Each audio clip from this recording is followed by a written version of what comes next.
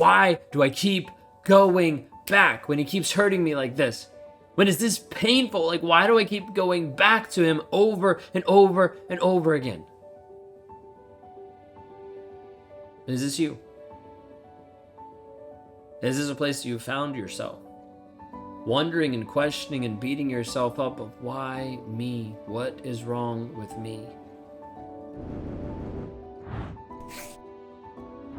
Do you keep cycling back to a toxic guy? Like, you've been in this state over a period of time and you've tried to heal, you've tried to get better. Maybe you've gone to therapy, maybe you started counseling, maybe you've read some books on narcissism and things like that. And then you've got to a place where you have left and then you've gone back.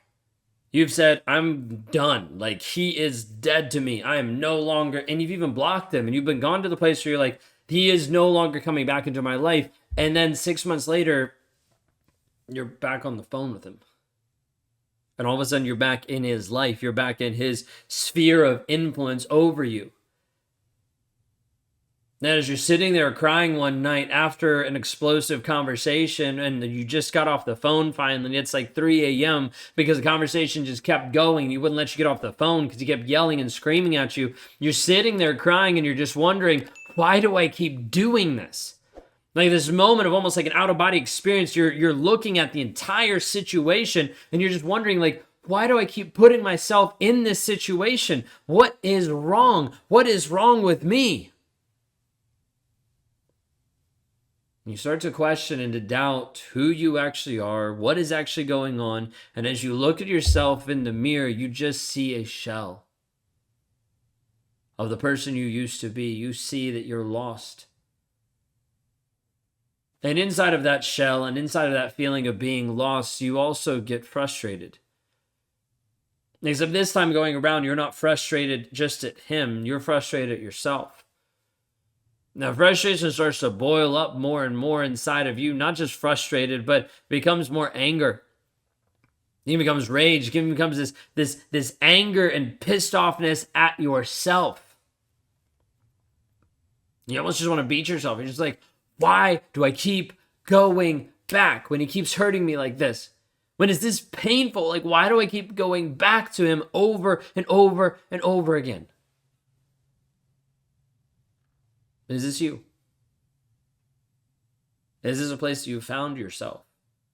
Wondering and questioning and beating yourself up of why me? What is wrong with me? You see, one of the things that you won't hear the majority of time in therapy is this piece of addiction. This is not technically addiction. We don't classify it as addiction, but I want you to consider and think with me for a moment that right now you're addicted to him. You have an addiction to a toxic person. The guy that's in your life that you keep cycling back to over and over and over again, you have this emotional, mental, this cord, this soul tie, this addiction to him that keeps you coming back. You're like magnets. You're like, you flip the magnet and you're repulsed. You're like, he's awful. And then you flip the magnet, you're like, oh, yeah, we're great. And you flip the magnet, you're like, you can't believe he's so abusive. And you flip the magnet, we're repulsed. It's like, oh, he's so great. And you start noticing that you've been in this cycle inside this toxic relationship. You've been in this cycle that is continuing and continuing to develop who you are into being enmeshed and controlled and consumed with this guy. And you're left with the simple thought as you stare at yourself in the mirror around 3 a.m. with tears streaming down your face, what is wrong with me? And have you consider when we look at this topic and we look at this piece of addiction, the reason why people stay in addiction is not just because it feels good, and it's not just because it's something they want. Majority of people that are addicts deep down don't actually want to be addicts. They want to be something more, and and being addicted to something is a way to escape something. Escape how they're actually feeling inside. Escape the reality of like the shit that they've done or what they have to deal with. And it's like, oh, this feels good, so let me run to this, but then it doesn't fulfill. So they keep trying to find that first high, that first moment, the first exciting piece, the first connected piece that made them not feel how they feel on the lows.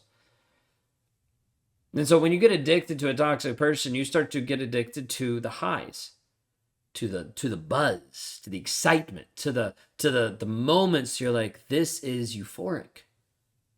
Not realizing that a lot of times those euphoric moments are created intentionally by the toxic person to put you in a state that says, oh, this guy's amazing, and connects you on a whole different level. He's looking to trap you. He's looking to keep you stuck so that you stay with him. And so you're going to see this inside the relationship. You will develop this type of addiction that starts to make you question and wonder, what is wrong with me?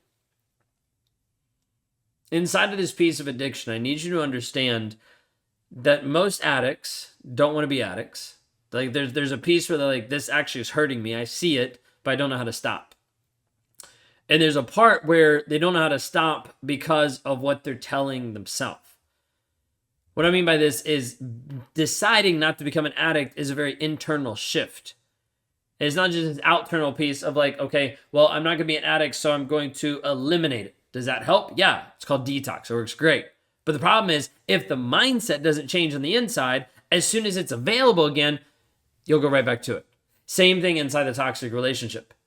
You're like, hey, I'm no contact. This is amazing. Like, this is great. I'm starting to heal. I'm starting to get better. Now I feel better. Let me check in with him. Whoop, back in the toxic relationship. And so inside this, what we will see is a lot of people that try to white knuckle it and power through.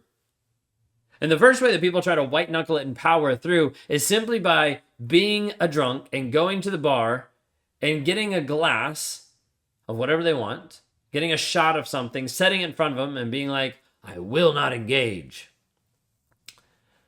This is what you're doing with the narcissist a lot of times. You're keeping them in your life and you're saying, I'm not going to respond that way. I'm not going to engage. I'm not going to let him trigger me. I'm not going to do this. More power to you. You're stupid. I don't mean stupid because you don't have the brains or the capacity. I mean naive in the aspect that you are not going to heal while you constantly have the trigger right in front of you. Like you're not going to fix the problem because you're not changing the internal framework and mindset and thought process. You're just trying to power through and be like, I will heal. But he still has access. He still has influence. You still can look, can smell, can taste, can see him in your life. And as a result, he sucks you back in every single time.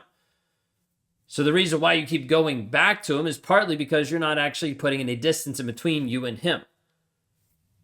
Now, like I said, it's not just good enough just to go no contact. Yeah, the detox piece helps, but if we don't change the internal framework, you will continue to go back. What is happening? You are telling yourself stories to go back to this person.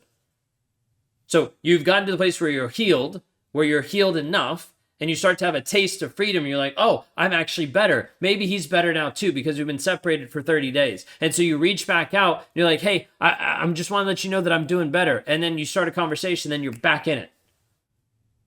You're like, how did that even happen? Well, because you thought you were better, and you went back to the bar, and you took a drink, and you didn't have the internal framework that actually said, I no longer need to drink. I no longer even want it. It doesn't even matter to me anymore. Instead, you're like, I can engage with it and let's see what happens. Like, I'm better. Let me do it. And then all of a sudden you find yourself stuck again. Sometimes the stories that you're telling yourself are manipulative in nature, trying to justify and trying to have you feel different feelings.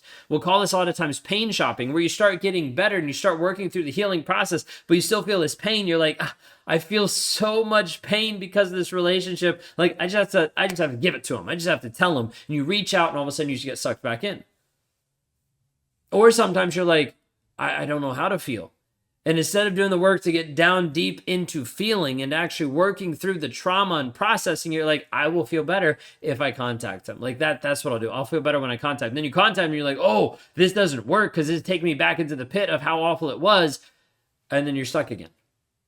And so you see, this whole process of going back and forth with a toxic person is you making deals with yourself, of you selling yourself on lies and stories to justify, it's okay, it's not that big of a deal, it's just one more time. And then all of a sudden you get back in and you're like, oh, this stuff doesn't work. Right, because it's been that way. So you have to remember and tell yourself the truth of the reality of what's been going on, how he's been abusive, how he's been so mean, and the fact that it doesn't change. It just switches masks. It just switches how he appears. Are you seeing this? Part of it I'm trying to say in such a blunt way to have some of you wake up, because some of you are stuck in this loop and it's killing you. Like, it's physically causing symptoms that will end your life if you do not make a pivot. Not to mention the impact that it's going to have on your friends and on your family. Not to mention how your kids are affected because you're having to hide this from them because they're ashamed that you keep going back to the toxicity. You've got hardly any friends because they got tired of you going back to the toxicity, all because you're lying to yourself, convincing yourself that it's not that big of a deal. Until you change the story that you believe, until you change the internal framework of what you're actually believing about him and about you, you will continue to go back to toxicity indefinitely. And if that doesn't scare you, I don't know what should. Because if you're hearing these words and you're deciding not to do anything about it, it should terrify you. Inside of this piece of why do you keep going back, it's because the mindset hasn't been rewired. The thought process hasn't been changed. The intense inward aspect of what you actually want isn't locked into any type of truth. So as a result, you're just going to what feels good, not what is good. If you're stuck in this cycle today and you want to know how to break free, go to the link down below in the video, rawmotivations.com/breakthrough, to see how I help liberate people every single day. And if you're a woman trapped in a toxic relationship today, visit that link. If you want to go from trapped to freedom, that's what I help people do.